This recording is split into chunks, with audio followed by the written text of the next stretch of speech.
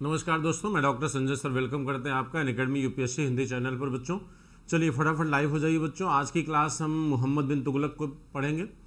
पिछली क्लास में हमने अलाउद्दीन खिलजी की चर्चा किया था, तो जितने भी इंपॉर्टेंट टॉपिक हैं प्रयास हमारा ये है बच्चों की वो 4 अक्टूबर तक कवर हो जाए, ताकि जो बच्चे एग्जाम दे रहे हैं 4 अक्टूबर को उनको परीक्षा में कुछ लाभ मिल सके। ठीक है, तो जितने इंपॉर्टेंट सेगमेंट हैं उसको कवर किया जाएगा। तो जरा फटाफट बच्चों लाइव होइए, फटाफट जो है लाइक एंड शेयर कर दीजिए एक बार अपने ग्रुप में, बाकी बच्चे भी जुड़ सकें। एक बार ऑडियो वीडियो कंफर्म करिए कि सभी कुछ ओके है सब कुछ।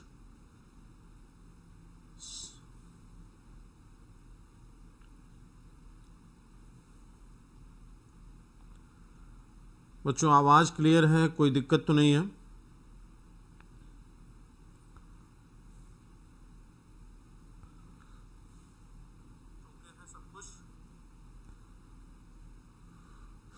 चलिए देवेश जी, अजय महतो, राम कुमार, मानु, पंकज, नमस्ते महोदय जी, नमस्ते, गुड मॉर्निंग ज्योति जी, देवेश। चलिए बच्चों क्लास को कंटिन्यू करते हैं, धीरे धीरे सभी लोग जुड़ते रहेंगे और एक बार लाइक एंड शेयर कर दीजिए आप लोग बढ़िया से दमदारी से बच्चों। चलिए तो क्लास को शुरू करते बच्चों। आपको दिख रहा है अनअकैडमी यूपीएससी हिंदी पर लक्ष्य प्रोग्राम। बच्चों ये आपको प्री के पॉइंट ऑफ व्यू से क्लासेस होती हैं और ये क्लास 8 बजे होती है रेगुलर। यहाँ पर हमारे साथ साथ आपको एक बेहतरीन टीम आपके साथ काम कर रही है। ठीक, ये हमारा एक्सपीरियंस है बच्चों, पिछले 12 वर्षों से यूपीएससी के विद्यार्थियों के साथ काम कर रहा हूँ। ठीक है, 12 वर्ष का एक लंबा अनुभव है। ठीक, पहले अटेम्प्ट में ही यूपीएससी को क्लियर किया हूँ बच्चों, तो ये एक बेहतरीन अनुभव है जिसका लाभ आप लोग भी ले सकते हैं। 2 क्लासेस हमारी जो है यूपीएससी इस पर स्पेशल क्लासेस, ये दोनों क्लासेस ऐप पर आपको मिलेंगी बच्चों। ये दोनों क्लासेस आपको ऐप पर मिल जाएंगी, क्योंकि आपको पता है अनअकैडमी बच्चों 2 तरह से क्लास प्रोवाइड करती है। एक तो आपको यूट्यूब पर क्लासेस देती है, यूट्यूब पर बच्चों एक क्लास आपको यूट्यूब पर मिलती है, और दूसरी क्लासेस जो आपकी होती हैं वो अनअकैडमी लर्निंग ऐप पर मिलती है।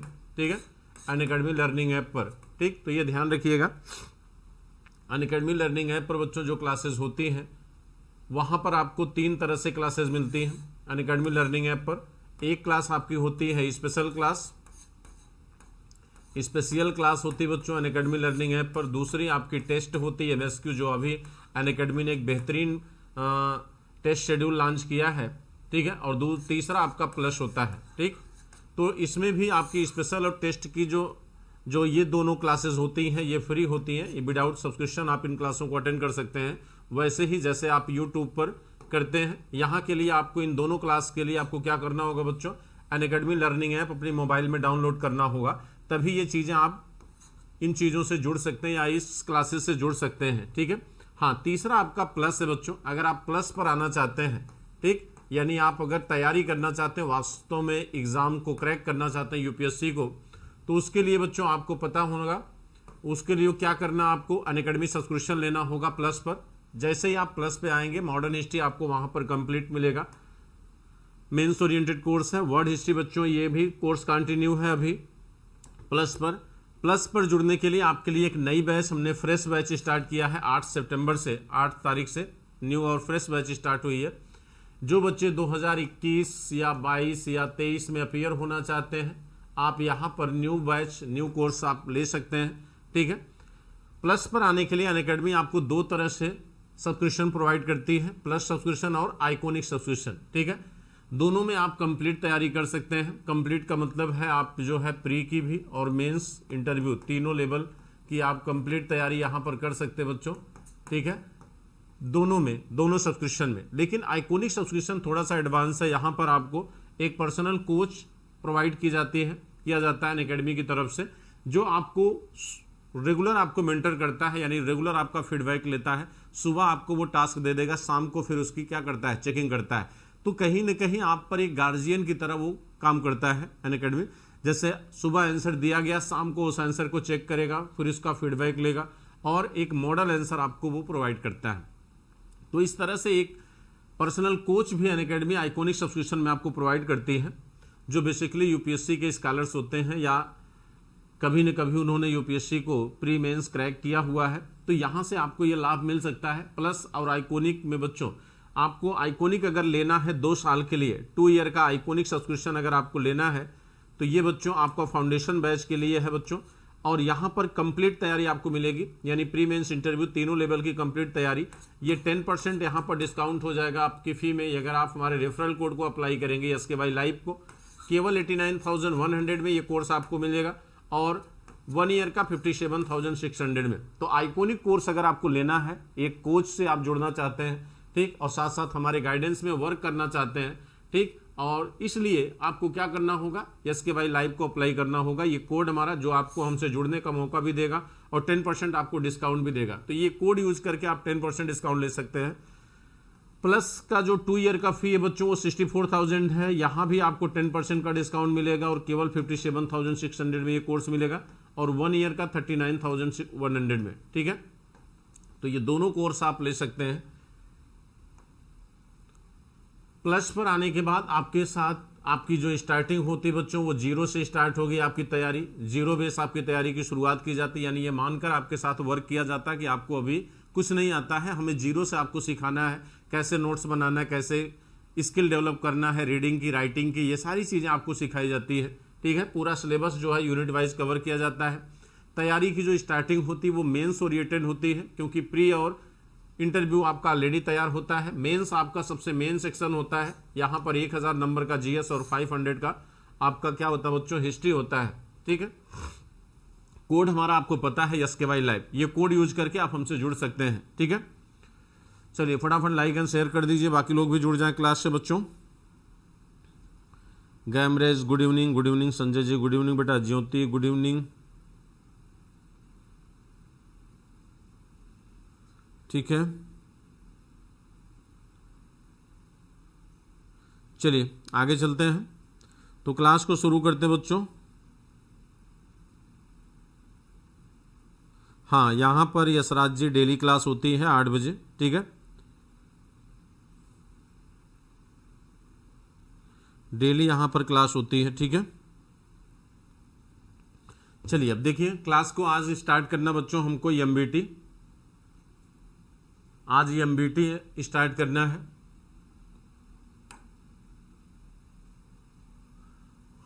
मोहम्मद बिन तुगलक,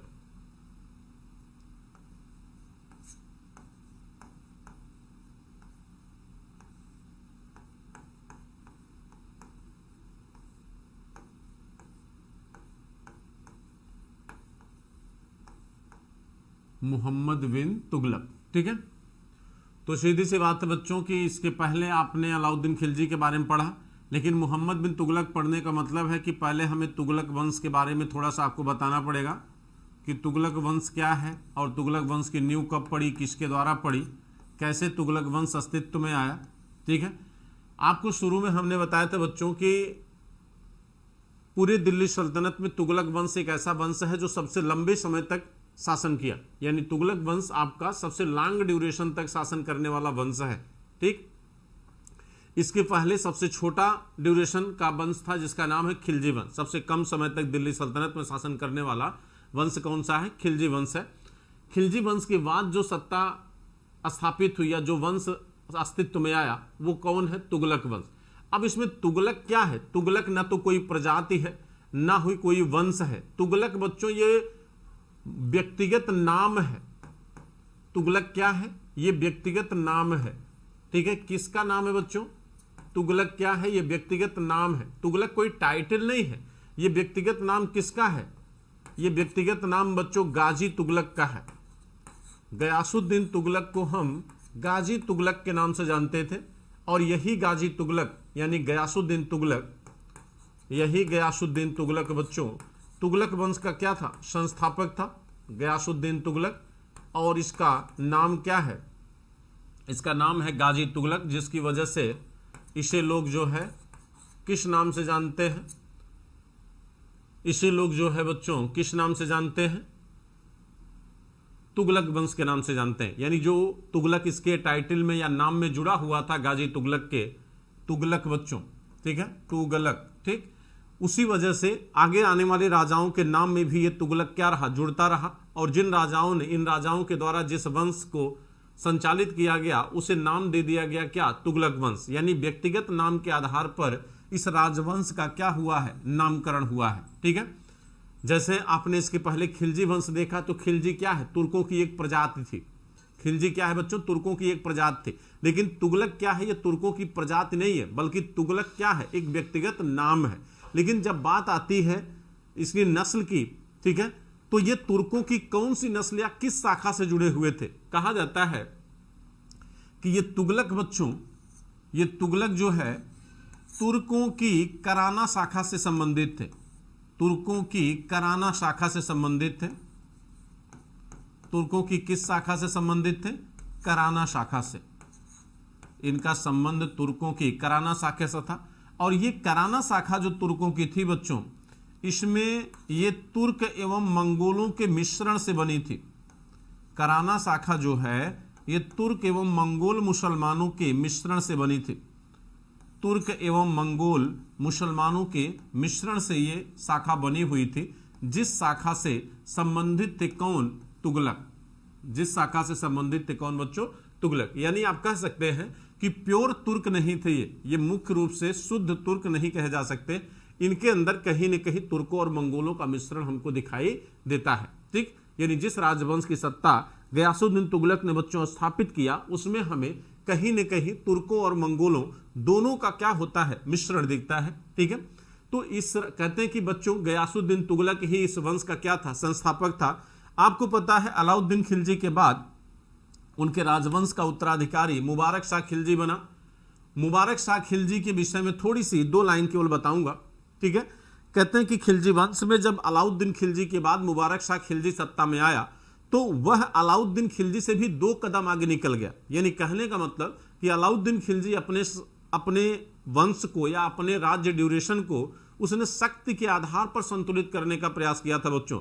यानी पावर का इस्तेमाल उसने किया था और शक्ति के आधार पर ही उसने क्या किया था, बाजारवाद की नीति लाया या साम्राज्यवाद का विस्तार किया। लेकिन कोई भी राज्य जब शक्ति के आधार पर संचालित होता है तो वह राज्य तभी तक बेहतर तरीके से संचालित हो पाता है जब तक वह राजा या वह जिंदा है। ठीक है, लेकिन जब अलाउद्दीन खिलजी की मृत्यु हुई तो अलाउद्दीन खिलजी के बाद मुबारक शाह खिलजी आता है। अलाउद्दीन खिलजी ने एक काम यह किया था कि धर्म और राजनीति को अलग कर दिया था। यानी खलीफा के प्रभाव को धर्म में क्या किया, राज्य में क्या किया था, कमजोर कर दिया था। यानी जो खलीफा का जो धार्मिक प्रभाव दिल्ली सल्तनत पर था उसको पूरी तरह से उसने क्या कर दिया था, नकार दिया था। मुबारक शाह खिलजी जब सत्ता में आया तो मुबारक शाह खिलजी ने एक कदम आगे बढ़कर उसने स्वयं को ही खलीफा घोषित कर दिया। मुबारक शाह खिलजी ने बच्चों क्या किया, स्वयं को ही खलीफा घोषित कर दिया। इससे कहीं न कहीं राजनीति और धर्म दोनों का मुखिया कौन हो गया, सुल्तान हो गया। अभी तक धार्मिक मुखिया कौन होता था, खलीफा होता था। राजनीतिक मुखिया कौन होता था, सुल्तान होता था। लेकिन मुबारक शाह खिलजी के द्वारा जब ऐसा अनाउंसमेंट किया गया तो इससे धर्म और राजनीति दोनों जो है कहीं न कहीं सुल्तान के अधीन हो गए। अब जब मुबारक शाह खिलजी ने ऐसा किया बच्चों, तो मुबारक शाह खिलजी को इस बात का भय था कि कहीं न कहीं ऐसा न हो कि जो कट्टर मुसलमान है या जो उलेमा वर्ग है या जो आपका जो धार्मिक वर्ग है इस्लाम का, वो कहीं विरोध न कर दे, कहीं विद्रोह न कर दे। इसलिए कहा जाता है मुबारक शाह खिलजी ने अपने इस घोषणा को मान्यता दिलाने के लिए या जहां पर विद्रोह की संभावनाएं थी उनको रोकने के लिए या उनके मुंह को बंद करने के लिए उसने राजकोष से बड़े स्तर पर धन का क्या किया, वितरण किया। कहा जाता है कि बहुत सारे सूफियों को, बहुत सारे उलेमा धर्म गुरुओं को, अमीर वर्ग को उसने क्या किया, धन का वितरण किया राजकोष से। इससे राजकोष का क्या हुआ, आर्थिक नुकसान हुआ।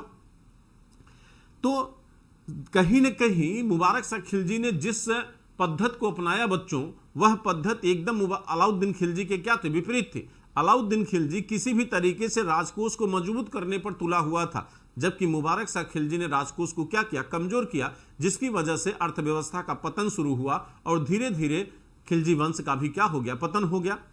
खिलजी वंश में ही कहा जाता है कि आपके गयासुद्दीन तुगलक बच्चों, जो इनके पिता थे गयासुद्दीन तुगलक, इनका सबसे पहली बार पदार्पण जो है वो बलबन के समय ही हो चुका था। बलबन गुलाम वंश का शासक था बच्चों। तो एक सैनिक के रूप में इनके यानी तुगलकों का जो पदार्पण है वो गुलाम वंश में ही हो चुका था।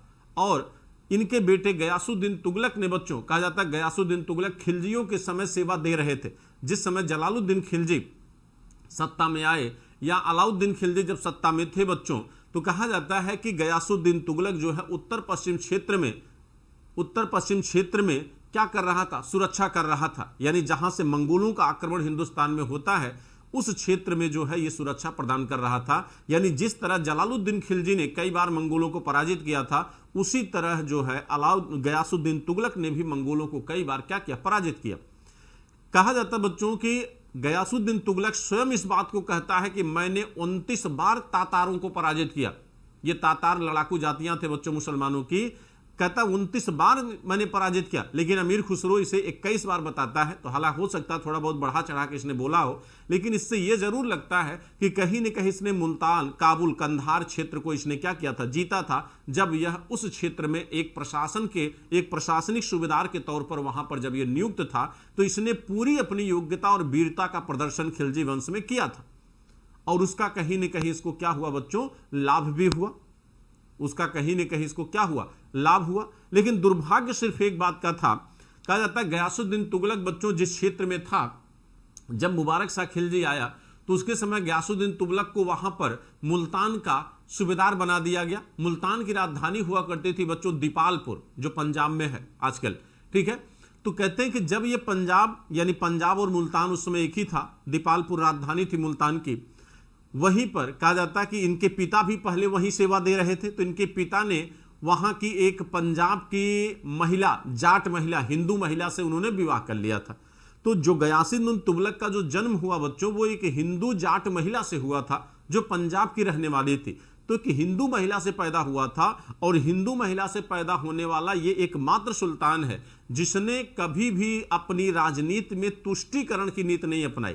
जैसे आप देखिए तो फिरोज शाह तुगलक हिंदू मां से पैदा होता है, औरंगजेब भी हिंदू मां से, औरंगजेब नहीं बच्चों, जहांगीर हिंदू मां से पैदा हुए थे। तो शाहजहां भी हिंदू मां से पैदा हुए थे। गयासुद्दीन तुगलक बच्चों कहीं भी अपने राजनीति में इस तरह का व्यवहार नहीं करता कि वो एक कट्टर मुसलमान की तरफ बिहेव किया हो, जबकि एक हिंदू मां से उत्पन्न हुआ था, ठीक है। तो इस तरह बच्चों जो इनका पूर्व का कार्यकाल रहा है, वो खिलजियों के समय एक सैनिक के रूप में, एक सूबेदार के रूप में इन्होंने सेवा दिया था। तो कहीं न कहीं प्रशासन का अनुभव गयासुद्दीन तुगलक को पहले से भी था बच्चों, ठीक है। और माना जाता है कि गयासुद्दीन तुगलक एक बुद्धिजीवी और एक तेज तर्राक शासक था। अमीर खुसरो ने इसके बारे में, इसके ज्ञान के बारे में बड़ी तारीफ किया है। अमीर खुसरो कहता है कि गयासुद्दीन तुगलक एक ऐसा शासक था, एक ऐसा बुद्धिमान शासक था जिसके, कहता कि 100 पंडितों का सिरोवस्त्र, सिरो माने सिर पर धारण करने वाला वस्त्र, अमीर खुसरो कहता है कि 100 पंडितों का सिरोवस्त्र अपने मुकुट के नीचे धारण करता था। कौन? गयासुद्दीन तुगलक। इसका मतलब क्या हुआ? इसका मतलब है कि जितने विद्वान 100 पंडित मिलकर थे हिंदुस्तान के, उतना विद्वान अकेले गयासुद्दीन तुगलक था, ठीक है। और कहीं न कहीं ये चीजें उसकी नीतियों में बच्चों दिखाई देती हैं। चलिए चर्चा करते हैं हम जो है, ठीक है। शुरू करते हैं गयासुद्दीन तुगलक के बारे में बच्चों।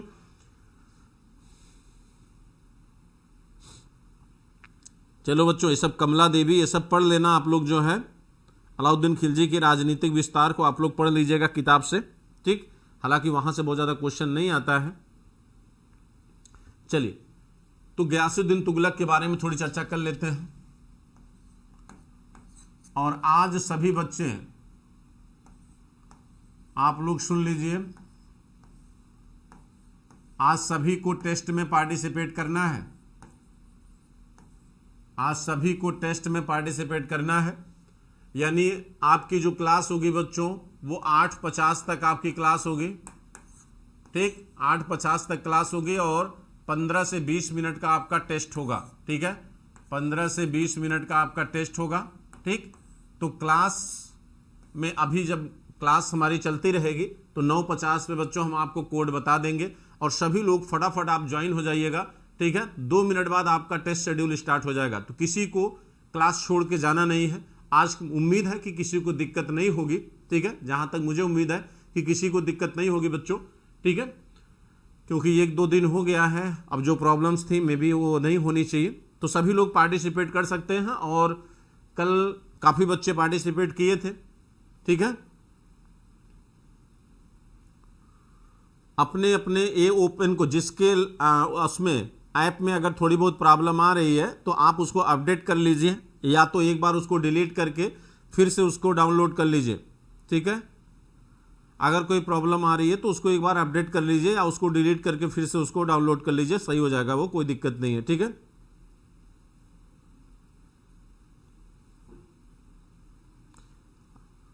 ठीक, चलिए देखिए बच्चों, गयासुद्दीन तुगलक। गयासुद्दीन तुगलक इसका मूल नाम क्या है? गाजी मलिक।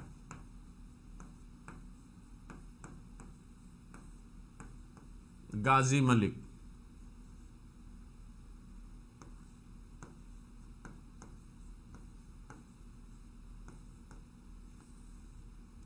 ठीक, इनकी मां क्या थी? हिंदू मां से पैदा हुए थे, हिंदू मां से जन्म, पंजाब क्षेत्र की जाट महिला थी इनकी मां,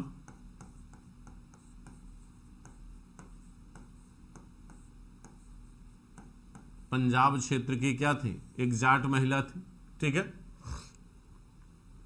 अब देखिए एक नाम आता है, जैसे आपको हमने कल बताया था बच्चों, इनका जो उपाधि है वो है अल शहीद। गयासुद्दीन तुगलक की टाइटल क्या है? अल शहीद।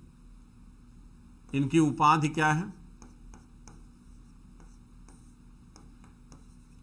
अल शहीद। कहा जाता है गयासुद्दीन तुगलक जब शासक बना तो इसने पूरी तरह से खिलजी वंश के प्रति अपनी निष्ठा दिखाई थी, ठीक है। यानी जब तक खिलजी वंश में सभी लोग समाप्त नहीं हो गए तब तक इसने सत्ता को ग्रहण नहीं किया बच्चों। जब पूरी तरह से सभी लोग क्या हो गए, माने खिलजी वंश में जब सभी समाप्त हो गए तब जाकर ये क्या करता है? सत्ता को ग्रहण करता है। इसके पहले ये सत्ता को ग्रहण नहीं करता, यानी खिलजियों के परिवार के प्रति पूरी निष्ठा दिखाता है। और जो लोग बचे थे, जो खिलजी परिवार में बचे हुए थे बच्चों, उनको आर्थिक मदद भी प्रदान करता है, यानी उदारता दिखाता उनके प्रति। जैसे अलाउद्दीन खिलजी ने कहीं न कहीं ईर्ष्या, घमंड का प्रदर्शन किया था, ऐसा प्रदर्शन गयासुद्दीन तुगलक नहीं करता। और कहीं न कहीं ये एकदम जो है अलाउद्दीन खिलजी के बच्चों पूरी तरह से अपोजिट दिखाई देता है। खिलजी वंश के समापन के बाद, पतन के बाद, खिलजी वंश माने दिल्ली सल्तनत में काफी अराजकता की स्थिति आ गई थी बच्चों। और गयासुद्दीन जैसे ही शासक बना, सारी अराजकता को ये क्या करता है? समाप्त कर देता है। सारी अराजकता को क्या करता है? समाप्त कर देता है। कहते हैं कि बर्नी यहां तक कहता है, बर्नी कहता है बच्चों, बर्नी की किताब का नाम है तारीख ए फिरोजशाही। बर्नी की किताब का नाम क्या है? तारीख ए फिरोजशाही। तारीख ए फिरोजशाही।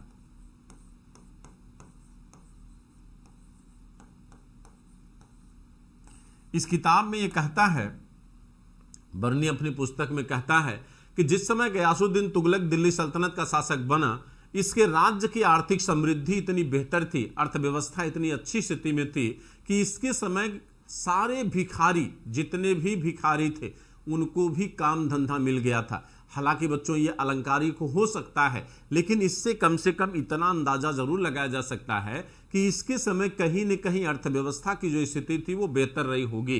तो आइए देखते हैं अर्थव्यवस्था के क्षेत्र में इसने क्या किया। और जल्दी से, चूंकि हमको एमबीटी पर पहुंचना है बच्चों, चूंकि टॉपिक आपका क्या है? एमबीटी। तो अर्थव्यवस्था के क्षेत्र में इसने क्या किया? कहा जाता है, आपको पता है अलाउद्दीन खिलजी ने 50% टैक्स लागू किया था बच्चों। अलाउद्दीन खिलजी ने 50% टैक्स लागू किया था। इसने उसको घटाकर कितना कर दिया? 1/3। कितना कर दिया? 1/3। और ये कहता है कि कर की दर को धीरे धीरे बढ़ाना चाहिए। ये कहता है कर की दर को बच्चों धीरे धीरे बढ़ाना चाहिए, ठीक। जबकि अलाउद्दीन खिलजी ने एकाएक 50% कर दिया था। और ये कहता है कि प्रत्येक वर्ष में, एक वर्ष में 1/10 से 1/11 से अधिक कर की वृद्धि नहीं करनी चाहिए। से अधिक कर की वृद्धि नहीं करनी चाहिए। से अधिक कर की वृद्धि नहीं करनी चाहिए। ये कहता है कौन बच्चों? अलाउद्दीन यानी गयासुद्दीन तुगलक। गयासुद्दीन तुगलक ये कहता है कि कर की दर में 1/10 से 1/11 से अधिक की वृद्धि नहीं करनी चाहिए। अच्छा, अलाउद्दीन खिलजी के समय बाकी व्यवस्थाओं को इसने क्या किया, बनाए रखा।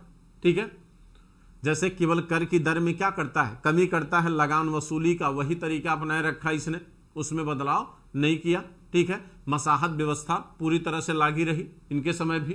ठीक है, अब जो स्टेटमेंट बर्नी ने दिया कि भाई इनके समय सारे लोग क्या थे, जो भिखारी थे, उनको भी रोजगार मिल गया था, तो इससे यह लगता है कि नहीं, कहीं न कहीं जो है इनके समय व्यवस्था और अर्थव्यवस्था बेहतर हो गई थी, सभी लोगों को रोजगार मिल चुका था, गरीबी बेरोजगारी कहीं न कहीं कम हो गई थी। लेकिन इसमें वास्तविकता पूरी तरह से नजर नहीं आती। ठीक है, क्योंकि बहुत कम ड्यूरेशन रहा गयासुद्दीन तुगलक का बच्चों, मात्र जो है 1320 से 1325 यानी 5 वर्षों के कार्यकाल में गयासुद्दीन तुगलक अर्थव्यवस्था को इतना बेहतर नहीं बना सकता था कि कहीं पूरी तरह से गरीबी और बेरोजगारी क्या हो जाए, समाप्त हो जाए। ऐसा होना पॉसिबल नहीं था। ठीक है, लेकिन तब भी इसके कार्यकाल को एक बेहतर दृष्टि से देखा जाता है, इसलिए क्योंकि इनके समय अर्थव्यवस्था और प्रशासनिक व्यवस्थाएं कहीं न कहीं बच्चों क्या थी, बेहतर थी। जैसे कहते हैं प्रशासनिक व्यवस्था के संदर्भ में अगर हम बात करें तो प्रशासनिक व्यवस्था के संदर्भ में कहा जाता है, बर्नी कहता है बच्चों, प्रशासनिक व्यवस्था के बारे में बर्नी का स्टेटमेंट है, ध्यान रखिएगा, ये स्टेटमेंट पूछा जाता है। बर्नी कहता है कि इसके राज्य में व्यवस्था इतनी बेहतर थी, प्रशासन इतना सुदृढ़ था। ठीक है, ये कहता है कि इनके गयासुद्दीन तुगलक के समय प्रशासन इतनी बेहतर कंडीशन में था कि एक भेड़िया भी भेड़ की तरफ नहीं देख सकता था। अब आप स्टेटमेंट से समझ सकते हैं, ये स्टेटमेंट है बर्नी का गयासुद्दीन तुगलक के बारे में कि इनके प्रशासन में व्यवस्था इतनी बेहतर थी। जैसे याद है शेरशाह सूरी के राज्य में कहा जाता था, नहीं हाँ, शेरशाह सूरी के ही राज्य में कहा गया है बच्चों कि अगर कोई बुजुर्ग महिला है, उसकी टोकरी में अगर सोना रख दिया जाए तो वो भी एक स्थान से दूसरे स्थान तक उस सोने को आसानी से ले जा सकती थी। यानी इससे ये पता चलता है कि कहीं न कहीं प्रशासन बहुत बेहतर कंडीशन में था। ठीक है, उसी तरह यहां पर गयासुद्दीन तुगलक के बारे में कहा गया बर्नी के द्वारा कि वह उसके राज्य में एक भेड़िया भी भेड़ की तरफ नहीं देख सकता था। अब आप सोच लीजिए कि इतनी बेहतर कंडीशन के प्रशासन की बताता है कौन, बर्नी। लेकिन ये अलंकारिक बातें हो सकती है बच्चों, लेकिन हाँ कुछ बातें सच हैं, और वो बातें ये हैं कि गयासुद्दीन तुगलक ने जब सत्ता संभाली तो गयासुद्दीन तुगलक ने अपने राज्य में नैतिकता को बढ़ावा देने के लिए इसने शराब की बिक्री एवं उत्पादन पर प्रतिबंध लगा दिया। शराब की बिक्री एवं उत्पादन पर प्रतिबंध लगा दिया। ठीक, और दूसरा जुआ खेलने पर बैन कर दिया, जुआ पर प्रतिबंध लगा दिया। ठीक है, अच्छा एक चीज मैं मिस कर गया, आपको बताना जरूरी था बच्चों।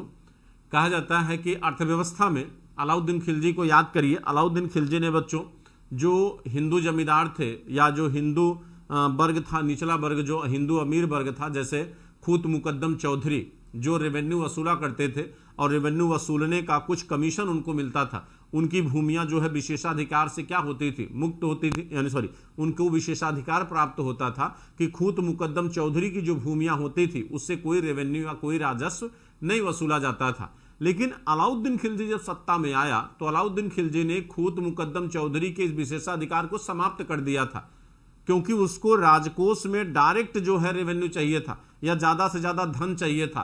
तो ये बीच में जो भ्रष्टाचार की कड़ी थी, यानी खूत मुकद्दम चौधरी के रूप में, उसको वो क्या करता, समाप्त कर देता है।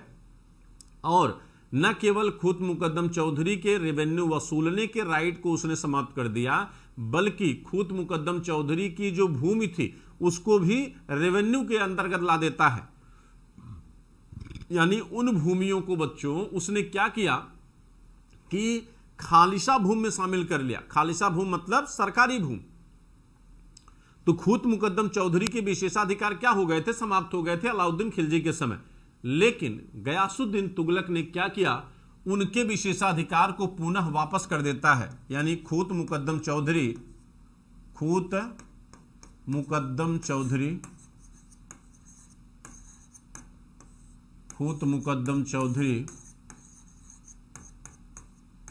इनके विशेषाधिकार को वो क्या करता है, वापस कर देता है। इनके विशेषाधिकार को बच्चों क्या करता है, वो वापस कर देता है। तो ये एक बदलाव किया था जो कहीं न कहीं प्रगतिशील तो नहीं कहा जा सकता बच्चों, क्योंकि इससे क्या हुआ कि फिर से भ्रष्टाचार या आर्थिक नुकसान राज्य को झेलना पड़ा। ठीक, बस सीधी सी बात है, जब आप खुद मुकद्दम चौधरी के विशेषाधिकारों को पुनः वापस कर देंगे तो कहीं न कहीं राज्य को आर्थिक नुकसान होना क्या है, निश्चित है। ठीक, अब देखिए दूसरी तरफ प्रशासन के क्षेत्र में एक सुदृढ़ डाक व्यवस्था को लागू किया था इसने। डाक व्यवस्था को इसने क्या किया था, लागू किया था। ठीक, और अर्थव्यवस्था में एक नई चीज इसने लागू किया था और वो था सिंचाई व्यवस्था। वो था बच्चों सिंचाई व्यवस्था। कहा जाता है कि दिल्ली सल्तनत का पहला ऐसा सुल्तान था जिसने सिंचाई के लिए नहरों का क्या किया, निर्माण किया।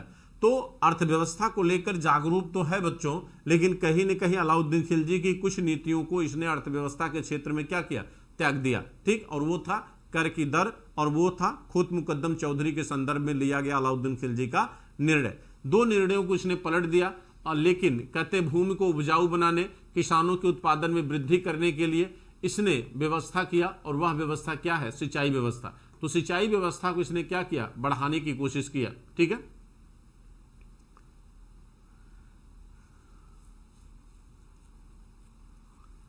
ठीक, तो हालांकि बच्चों हमको पढ़ाना है एमबीटी इसलिए, लेकिन छोटी सी जानकारी मुझे लगा कि नहीं आपको थोड़ा सा गयासुद्दीन तुगलक के बारे में बता देना चाहिए, तो हमने थोड़ी सी जानकारी आपको गयासुद्दीन तुगलक के बारे में भी दिया जो इंपॉर्टेंट थी।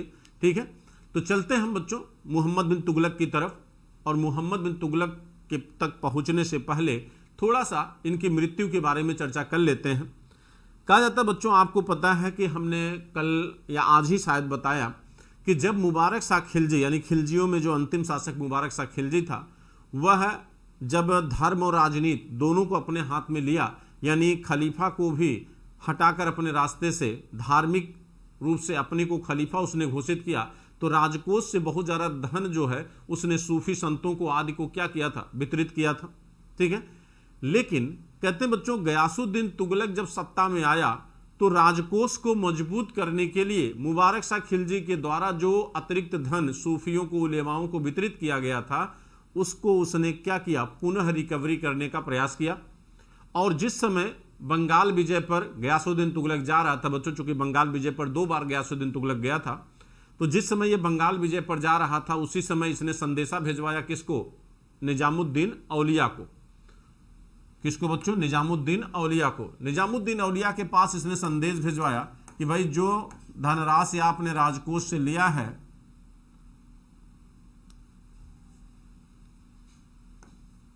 उसको क्या करिए, वापस कर दीजिए। क्योंकि आपको पता बच्चों कि निजामुद्दीन औलिया चिश्ती संप्रदाय का सूफी संत था, और चिश्ती संप्रदाय के जितने भी संत थे उन्होंने कभी राज्य की सत्ता को ग्रहण नहीं किया, यानी राज दरबार में उन्होंने कभी कदम नहीं रखा। कहा जाता है अलाउद्दीन खिलजी ने भी औलिया को कई बार आमंत्रित किया था बच्चों, लेकिन इस औलिया ने कभी भी उनकी आमंत्रण को स्वीकार नहीं किया, और हमेशा ये कहता था कि मेरे खानकाह में 2 दरवाजे हैं। खानकाह मतलब जहां ये रहते थे, आश्रम। खानकाह में 2 दरवाजे हैं, एक से सुल्तान एंट्री करेगा तो हम दूसरे से बाहर निकल जाएंगे। यानी कहने का मतलब हम कभी भी राज्य की सत्ता को स्वीकार नहीं कर सकते हैं। ये चिश्ती संप्रदाय का सबसे कठिन मत था बच्चों, जिसको हमेशा इन्होंने क्या किया, अनुपालन किया। और आप जानते हैं औलिया अमीर खुसरो के गुरु हैं, जो दिल्ली के गयासपुर में इनकी क्या थी, खानकाह थी, दिल्ली के गयासपुर में। वहीं इनका मकबरा भी बना हुआ है बच्चों, गयासुद्दीन तुगलक औलिया का। ठीक है, कहते हैं औलिया के पास जब संदेश इन्होंने भेजा तो औलिया ने कहा हुनूज दिल्ली दूरस्त, अभी दिल्ली बहुत दूर है, आप जाइए बंगाल जीत कर आइए तो पहले। और जब ये बंगाल जीत कर आए बच्चों तो कहा जाता है गयासुद्दीन तुगलक की क्या हो गई, मृत्यु हो गई। तो कुछ लोगों ने गयासुद्दीन तुगलक की मृत्यु को औलिया से भी क्या किया, जोड़ने की कोशिश किया, जो पूरी तरह से सच नहीं है बच्चों। ऐसा नहीं हो जाता कि किसी सूफी संत के कहने से ही इनकी मृत्यु हो गई। तो चलिए देखते हैं गयासुद्दीन तुगलक की मृत्यु कैसे हुई। गयासुद्दीन तुगलक की मृत्यु के बारे में क्या चर्चा है, कौन क्या मानता है। तो बरनी क्या कहता है बच्चों, गयासुद्दीन तुगलक की मृत्यु के बारे में बरनी क्या कहता है। बरनी कहता है कि जब गयासुद्दीन तुगलक जो है बंगाल विजय के उपरांत वापस आया तो उसके बेटे जूना खां मतलब मोहम्मद बिन तुगलक, जूना खां ने एक महल बनवाया, कहां पर? अफगानपुर में। अफगानपुर कहां है? दिल्ली। कहां बनवाया बच्चों? अफगानपुर में। और ये अफगानपुर कहां है? दिल्ली में है। अफगानपुर में एक महल बनवाया, अफगानपुर में एक महल बनवाया बच्चों, दिल्ली में है ये महल। और ये महल किसका बना था? लकड़ी का।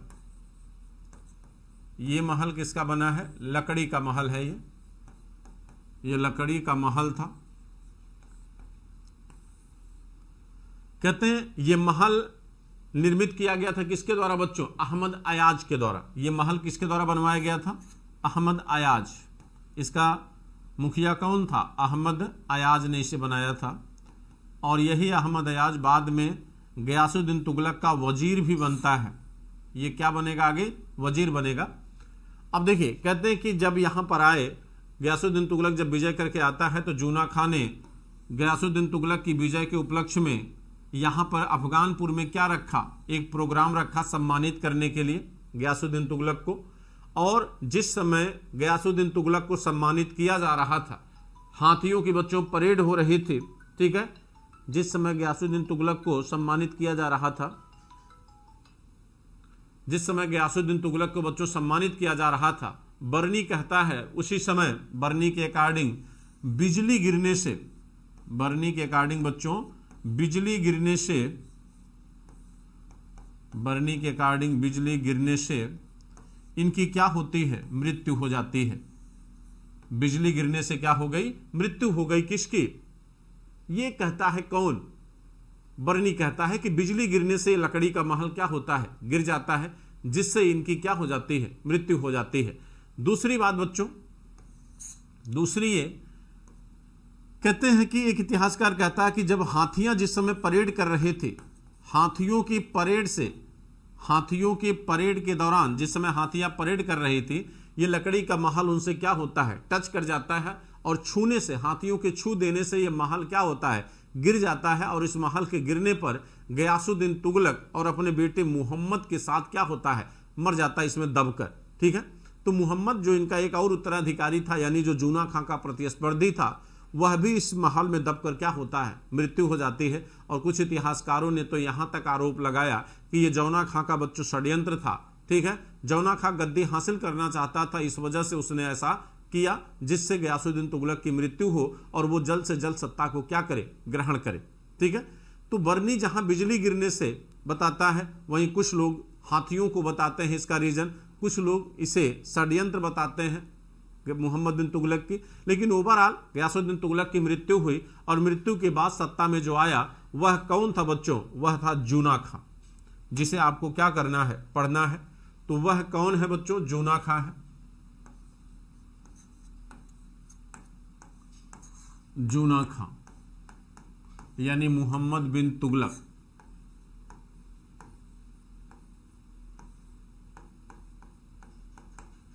मोहम्मद बिन तुगलक, ठीक। मोहम्मद बिन तुगलक, ठीक बच्चों।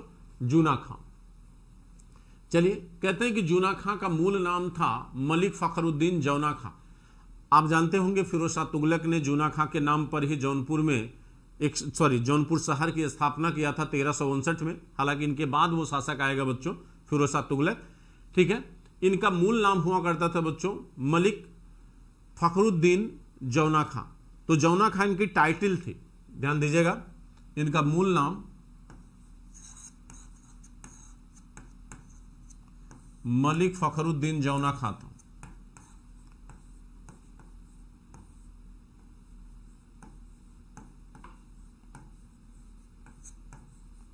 मलिक फखरुद्दीन जौना खां,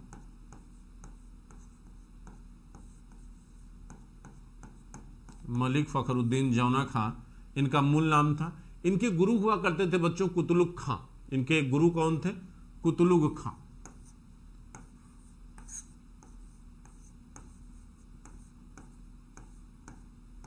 कुतुलुग खां इनके क्या थे? गुरु थे, ठीक। कहा जाता दिल्ली सल्तनत का सबसे शिक्षित सुल्तान था बच्चों ये, सबसे शिक्षित सुल्तान था, ये सबसे शिक्षित सुल्तान था। शिक्षित इन द सेंस कहा जाता है कि इसको कई भाषाओं का ज्ञान था। यह एक सुलेखक भी था, सुलेखक माने लिखने वाला, यह एक सुलेखक, यह एक कवि, यह एक साहित्यकार, यह एक कवि, सुलेखक, साहित्यकार, सभी पदों को क्या करता था, धारण करता। यानी कहने का मतलब एक पढ़ा लिखा सुल्तान था बच्चों, एक पढ़ा लिखा सुल्तान था। जौना खां, जूना खां जिसे आप कहते हैं, या जौना खां, मोहम्मद बिन तुगलक जिसका मूल नाम है बच्चों।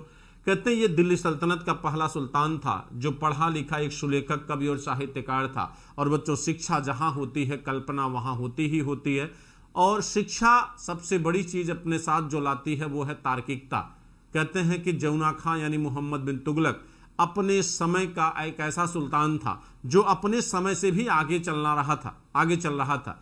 कहते हैं कि मोहम्मद बिन तुगलक ने जिन नीतियों को लागू किया, जिन नवीन चीजों का इसने अपने राज्य में इन्वेंशन करना चाहा, वह चीजें कहीं न कहीं इसकी सोच से भी आगे, माने इसके समय से आगे की चीजें थी। समय के साथ संतुलन नहीं स्थापित कर पाया, जिसकी वजह से इसकी नीतियां क्या रही, विफल रही।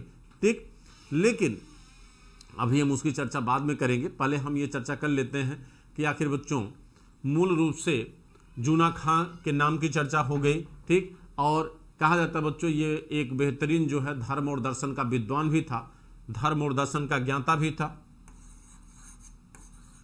धर्म एवं दर्शन का ज्ञाता भी था। ये भाई दर्शन का ज्ञाता जो भी होगा वो क्या होगा, तार्किक होगा। ठीक, आइए जरा इसकी उपाधियों की चर्चा कर लेते हैं, कौन कौन सी इसकी उपाधियां थी।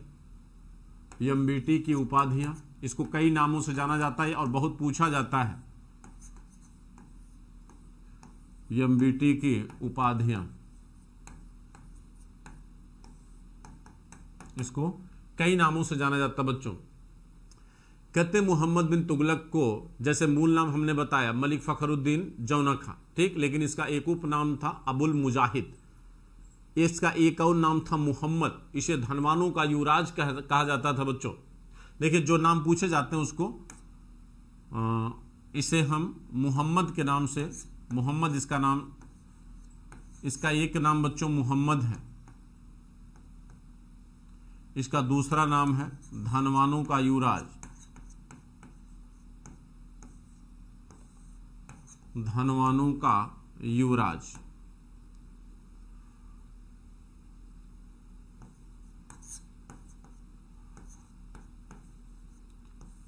धनवानों का युवराज और खानों का खान।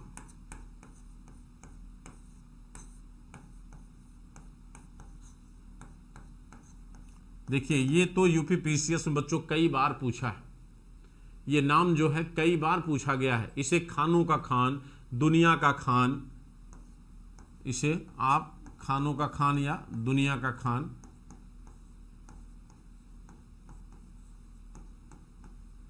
इसामी इसे एक नाम और देता है, इसामी इसे विधर्मी या काफिर कहता है, विधर्मी।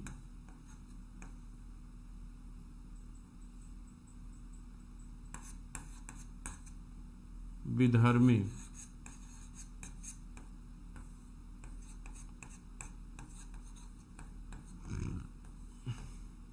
विधर्मी या काफिर कहता है। ठीक है, तो ये तो रहे बच्चों इनके मूल नाम की बातें जो है। इनको, इनका एक अभिलेख है जिसको कहते हैं सरबन अभिलेख। सरबन अभिलेख में इनको मुकुट का मोती कहा गया है। सभी सुल्तानों में श्रेष्ठ बताते हुए इसे मुकुट का मोती कहा गया है। ठीक है, वो भी नोट कर लीजिए, सरबन अभिलेख में मुकुट का मोती, मुकुट का मोती। ठीक है, देखिए अब हम थोड़ा सा इनके बारे में चर्चा करेंगे बच्चों, क्योंकि टाइम भी कम है, आपका टेस्ट भी होना है और उम्मीद है सभी लोग रहेंगे। ठीक है बच्चों, देखिए एक बार लाइक एंड शेयर करिए, एक बार लाइक एंड शेयर करिए बच्चों। संख्या सर कम से कम जो है 150 होनी चाहिए। अभिमन्यु जी, देवेश, मेरी आवाज़ आप तक सुनाई दे रही बच्चों? कम से कम 150 संख्या होनी चाहिए आपकी। चलिए, खान एक टाइटल है बच्चों। खान जैसे हिंदुओं में कई जातियां होती है ना, वैसे मुसलमानों में भी एक वो है। ठीक, कहते हैं कि मोहम्मद बिन तुगलक दिल्ली सल्तनत का सबसे बुद्धिजीवी, सबसे योग्य, सबसे बौद्धिक, सबसे तार्किक सुल्तान था। और बौद्धिकता जहां होती है, नवीनीकरण बच्चों वही होता है। जब दिल्ली का सुल्तान मोहम्मद बिन तुगलक बना तो कहा जाता है इसने अलाउद्दीन खिलजी की तरह धर्म और राजनीति को इसने क्या किया, अलग किया। यानी जो धार्मिक उलेमा वर्ग था, जो कट्टरवादी मुसलमान वर्ग था, उसको इसने क्या किया, दबाना शुरू किया। और पूरी तरह से बच्चों योग्यता के आधार पर इसने प्रशासन का सुदृढ़ीकरण करना शुरू किया। योग्यता के आधार का मतलब था बच्चों की पहली बार बच्चों मोहम्मद बिन तुगलक ने योग्यता को आधार बनाकर दिल्ली सल्तनत के प्रशासन का पुनर्गठन किया, जिसमें न केवल हिंदुओं को बल्कि व्यापारियों को, मध्य एशिया के मुसलमानों को भी इसने क्या किया, प्रशासन में शामिल किया। जिससे जो कट्टर मुसलमान वर्ग था, जो तुर्कों का जो कट्टर मुस्लिम वर्ग था, वो बेहद क्या हुआ, नाराज हुआ। और जिस तरह अलाउद्दीन खिलजी ने खलीफा के पद को बच्चों कमजोर कर दिया था और खलीफा के हस्तक्षेप को राज्य में स्वीकार नहीं किया, उसी तरह मोहम्मद बिन तुगलक ने भी खलीफा के महत्व को क्या किया, कमजोर कर दिया। लेकिन दुर्भाग्य था मोहम्मद बिन तुगलक का बच्चों कि यह अलाउद्दीन खिलजी की तरह कठोर नीतियों का अनुसरण नहीं कर पाया। सबसे कमजोरी जो रही इसकी प्रशासन पर, इसकी जो पकड़ थी, वो कहीं न कहीं अलाउद्दीन खिलजी की तरह नहीं थी, जिसकी वजह से सबसे अधिक विद्रोह मोहम्मद बिन तुगलक के राज्य में ही हुए। ठीक है, सबसे ज्यादा विद्रोह मोहम्मद बिन तुगलक के समय हुए दिल्ली सल्तनत में बच्चों। और उसका एक कारण है कि प्रशासन पे बेहतर पकड़ न होना। कहते हैं कि अंत में यह विद्रोहों से इतना नाराज, इतना हतोत्साहित हो गया कि अपने शासन के अंतिम दौर में यह खलीफा की मान्यता को स्वीकार कर लेता बच्चों।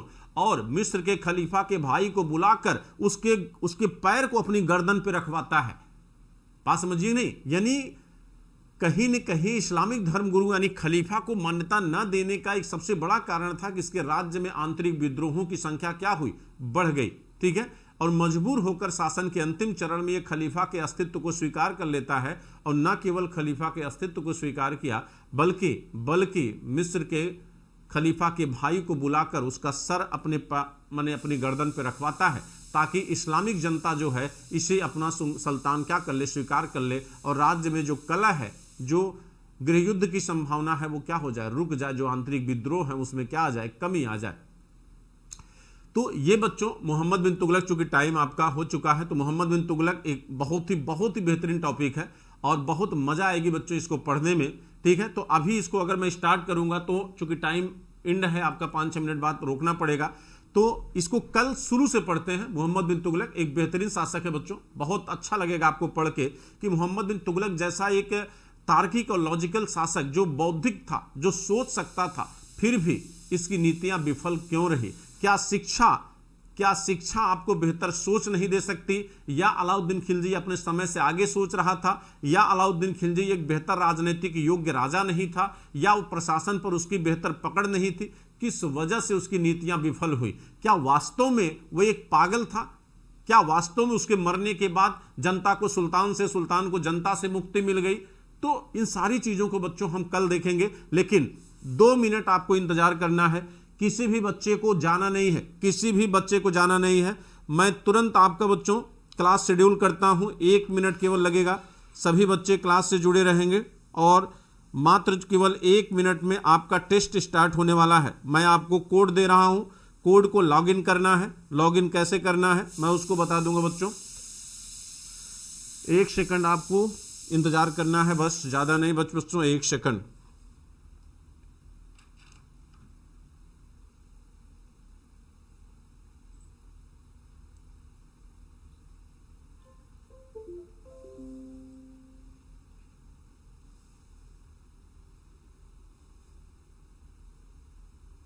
सभी बच्चे 1 मिनट वेट करेंगे।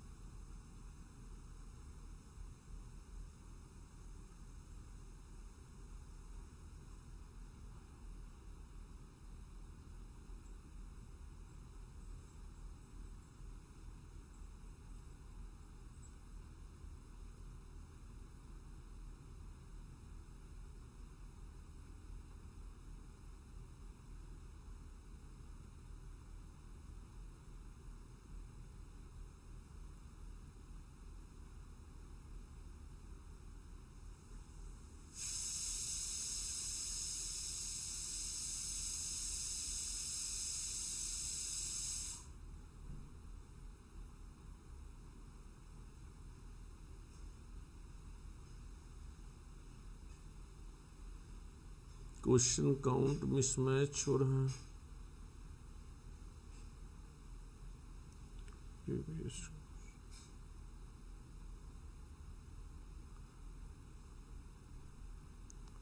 वन मिनट बच्चों प्लीज।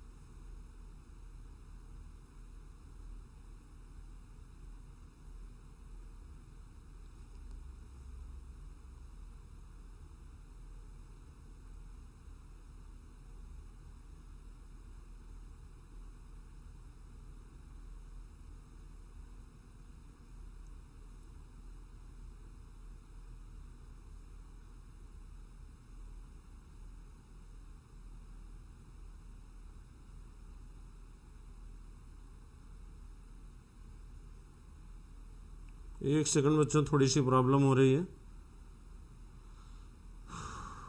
काउंट मिसमैच कर रहा है क्यों?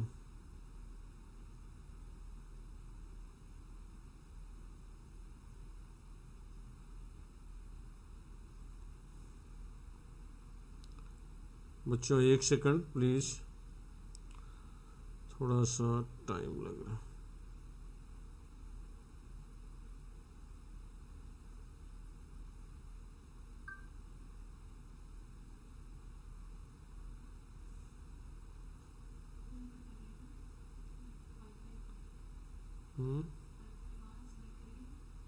वाईफाई नहीं करना, ये तो हो गया। यहाँ पे क्वेश्चन क्लास क्रिएट करना है ना, प्रीवियस क्रिएट नहीं हो रहा है ना, क्वेश्चन मिसमैच कर रहा है, पता नहीं क्यों।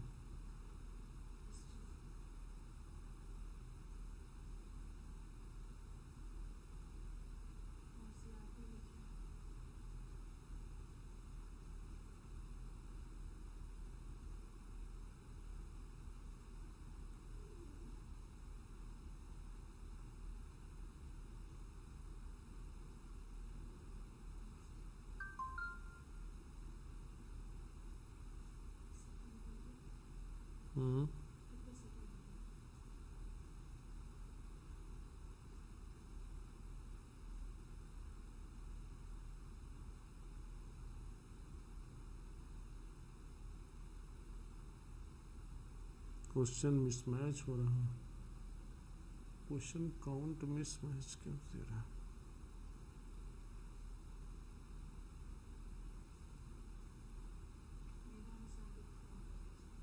एक सेकंड बच्चों, 1 सेकंड, 1 सेकंड आप लोग वेट रखना बच्चों।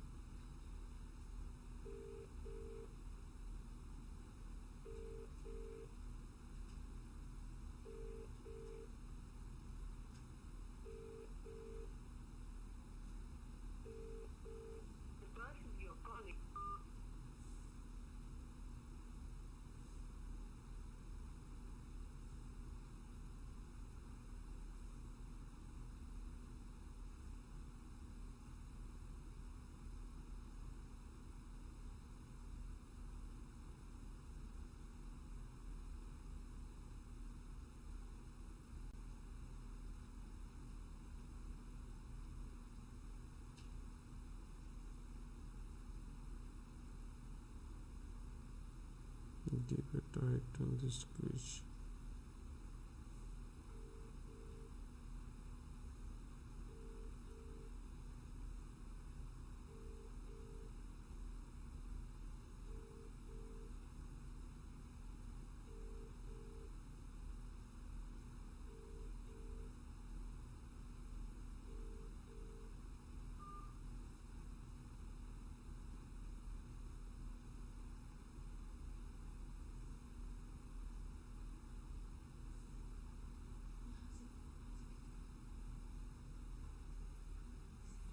नहीं, वहां से नहीं हो रहा है।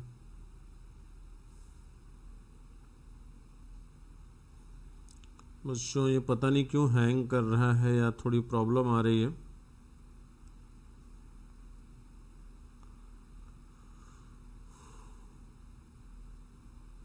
अभी एक्सपर्ट फोन भी नहीं उठा रहे हैं।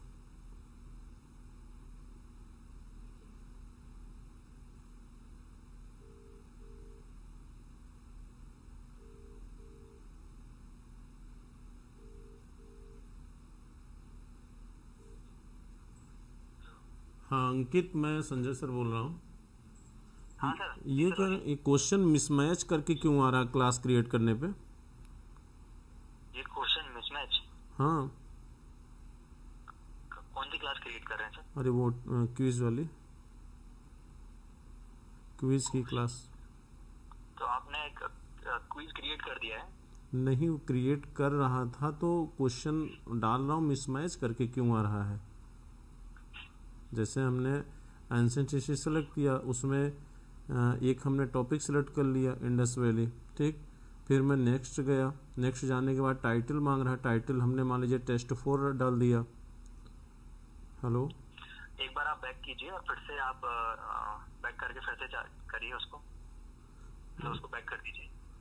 मैं पूरे ऐप को ही ब्लैक फिर से ओपन करके फिर से स्टार्ट करके क्विज पे जाके क्रिएट कीजिए, हो सकता है हो जाए प्रॉब्लम सॉल्व। नहीं, ये तो आसानी से हो जाता है, आज ही पता नहीं क्यों दिक्कत कर रहा है। ऐप को ओपन करने के बाद टेस्ट पे जाना ना सीधे, करें। ऐप को रिपीट कर लीजिए। ऐप को ओपन करने के बाद सीधे टेस्ट पे ही तो जाते हैं ना? हाँ हाँ बिल्कुल, प्लस पे जाना है आपको, प्लस पे जाने के बाद उस पे करना है आपको टच, क्विज पे टेस्ट पे जाना है, टेस्ट के बाद आपको क्विज का होस्ट क्विज का ऑप्शन आएगा, होस्ट क्विज पे टच करना है। एक सेकंड। अच्छा, प्लस पे जाने के बाद जो है टेस्ट पे आ गए, कि होस्ट पे गए, होस्ट के बाद हमने अपना मान लीजिए हिस्ट्री सेलेक्ट किया, हिस्ट्री के बाद फिर हमने इंडस वैली सेलेक्ट कर लिया, फिर यहाँ टाइटल मैंने डाल दिया, टाइटल डाल दीजिए क्विज, टेस्ट 4 डाल दिया मैं 10 क्वेश्चन हमने सेलेक्ट किया, सेव नहीं हो रहा है। जैसे ही क्वेश्चन सेलेक्ट कर रहा हूँ ना, सेव कर रहा हूँ, तो ये क्वेश्चन काउंट मिस मैच करके आ रहा है। क्वेश्चन काउंट मिस मैच, आप ऐसे कीजिए 5 के 10 क्वेश्चन सेलेक्ट कीजिए। 10 ही सिलेक्ट कर रहा हूँ मैं, 10 ही कर रहा हूँ। 10 कर रहा हूँ मैं, 10 5 कर दीजिए, 5 कर दीजिए, देख लीजिए। 5 भी करके देख लेता हूँ, 20 करके देखा था। ठीक है, तो आप रहने दीजिए, क्विज को रहने दीजिए, आज कोई दिक्कत नहीं है, जरूरी नहीं है कि वो सभी क्लासेस में करना है हमें, हम मतलब नहीं, हो गया 5 करने से हो गया। हो गया तो फिर आप कर लीजिए, बस जोड़िए आपको एनी उस पे, वो जुड़ा हुआ है, सब जुड़ा है। जोड़ लीजिए अपने बोर्ड, हाँ, बोर्ड पे जोड़ एक लीजिए और सेकंड, वो ठीक है ठीक। फाइल ओपन कर लीजिएगा बोर्ड। बच्चों आपको कोड दिख रहा होगा,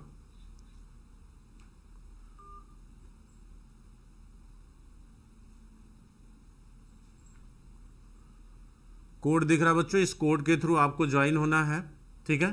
मेरी आवाज़ अगर आप तक पहुंच रही है तो फटाफट आप लोग ज्वाइन हो जाइए। आपको अपने अनअकैडमी लर्निंग ऐप पर जाना है, ठीक। ऐप पर जाने के बाद ऐप को ओपन करिए। ऐप को ओपन करने के बाद नीचे एकदम टेस्ट दिख रहा होगा,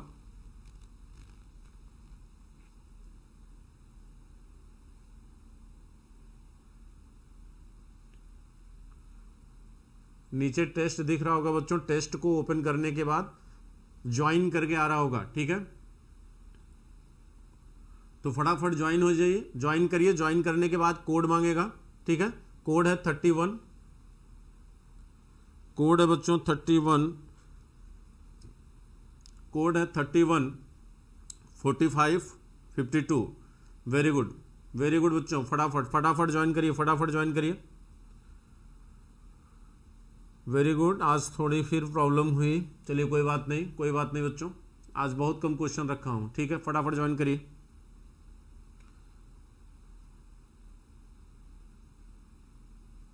अनिकेत, देवाशीष,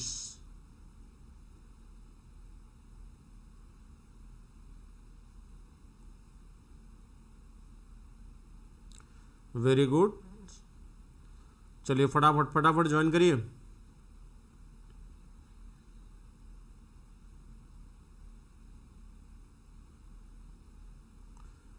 दस मिनट लग गया बच्चों क्लास को क्रिएट करने में।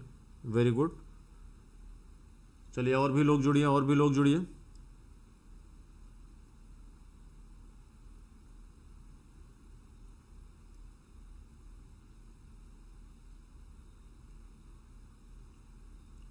चलिए बाकी लोगों को भी जोड़िए बच्चों, बाकी लोगों को भी जोड़िए।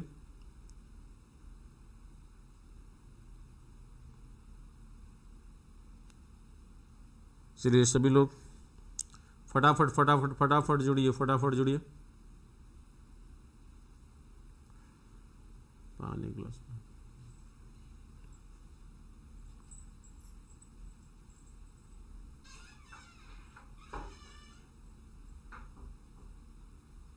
वेरी गुड,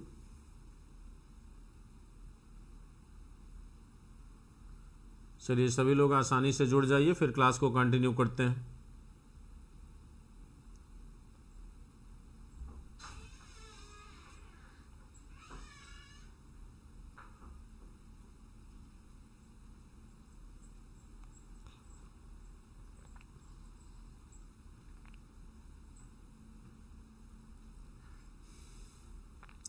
तो चलिए बच्चों स्टार्ट करते हैं, और आप लोग जुड़ते रहिए क्लास से, ठीक है, जुड़ते रहिए और क्वेश्चन स्टार्ट करते हैं।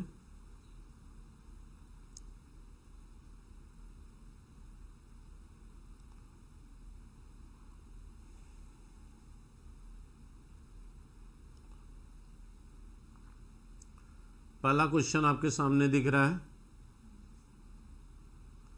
विच of the following is not correct reason believe that the Harappan people are more civilised. ठीक है, चार विकल्प इसमें दिए गए बच्चों।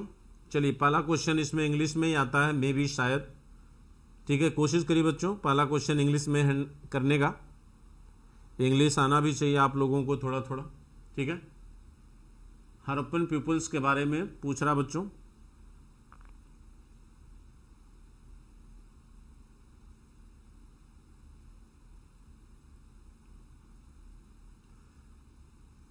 वेरी गुड, 38% लोगों ने राइट आंसर किया है, 38% लोगों ने राइट। पंकज राय नंबर 1 पे हैं, hilarious number 2, Bhavna Rajput number 3, Sakshi Singh. Very good. Second question बच्चों हिंदी इंग्लिश दोनों में आता है, ठीक है, दोनों में दिख रहा होगा। व्यापक रूप से ज्ञात पशुपतिशील के बारे में निम्नलिखित कथनों पर विचार कीजिए। जो पशुपतिशील पाई गई बच्चों, बैठी हुई आकृति, देखिए इसको ऊपर नीचे आप लोग कर लीजिएगा तो ऐसे विकल्प आपको दिख जाएगा, ठीक है, मोबाइल को ऊपर नीचे करेंगे तो दिखेगा विकल्प। व्यापक रूप से ज्ञात पशुपतिशील के बारे में, बैठी हुई आकृति को भगवान शिव का एक आदिम रूप माना जाता है। शील को व्यापक रूप से जाना जाता है क्योंकि यह एक कठिन चट्टान की सतह पर उत्कीर्ण है। उत्तर में दिए गए विकल्प को चुनिए। क्या ये सतह पर उत्कीर्ण है बच्चों, किसी चट्टान की सतह पर? वेरी गुड, 48% लोगों ने राइट आंसर दिया। दीपक आर्यन नंबर 1 पे आ गए हैं, Sakshi Singh number 2। Very good, very good बेटा। आज़ाद, सिंधु घाटी के लोगों की लिपि स्क्रिप्ट के बारे में उनके कथनों पर विचार करिए। यह एक चित्रात्मक लिपि है, यह एक ब्रेस्टोफेडन शैली है, इसे जेम्स प्रिंसेस ने वीकोड किया है। ठीक, क्या आंसर होगा इसका? क्या आंसर होगा बच्चों?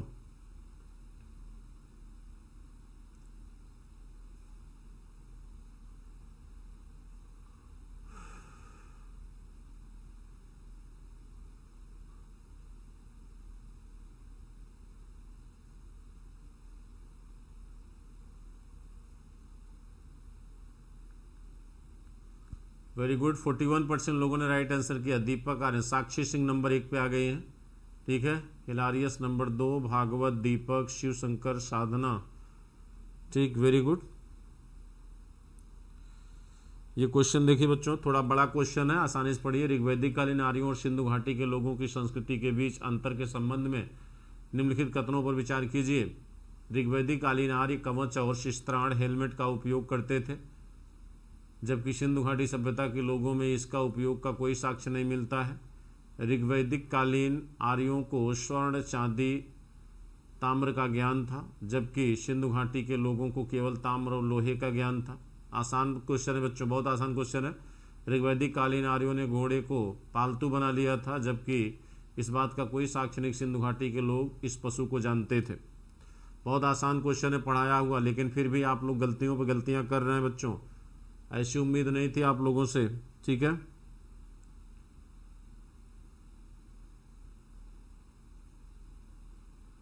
निम्नलिखित में से कौन सा हड़प्पा स्थल नहीं है?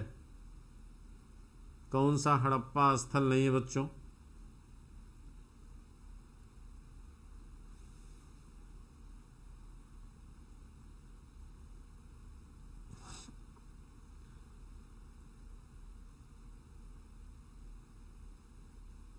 देखिए आज थोड़ी सी प्रॉब्लम हुई है, लेकिन 1-2 दिन हम लोग और ट्रेनिंग कर लेंगे तो बेहतर हो जाएगा, ठीक है। फिर मुझे नहीं लगता कोई दिक्कत आनी चाहिए, और क्लास को पहले से ही क्रिएट कर लिया जाएगा, कोई दिक्कत नहीं होगी, ठीक है। तो आज अभी ट्रेनिंग ही चल रहा है, आप लोगों का भी ट्रेनिंग चल रहा है, हमारा भी बच्चों, ठीक। तो 5 क्वेश्चन आज हमने क्रिएट किए थे। देखो ये तो बहुत आसान क्वेश्चन था, इसमें आप लोगों ने इतनी गलती क्यों किया? शिवशंकर गुप्ता नंबर 1 पे आ गए हैं, ठीक है, वेरी गुड। चलिए आज क्वेश्चन बच्चों 5 क्वेश्चन था जो है, ठीक है, 5 क्वेश्चन थे, और जैसे जैसे हम लोग थोड़ा आसान हो जाएगा चीज़ों को करना बच्चों, ठीक। तो 1-2 दिन बाद सबसे मैंने अच्छे तरीके से होना शुरू हो जाएगा, ठीक है। तो परेशान होने की दिक्कत नहीं। आज चलिए 5 क्वेश्चन आज हम लोगों ने किया बच्चों, ठीक है, फिर करेंगे, ठीक। तो चलिए फिर मिलते बच्चों 10 बजे की क्लास में, स्पेशल क्लास में, ठीक है। थैंक यू सभी को हमारी तरफ से, शुभ रात्रि।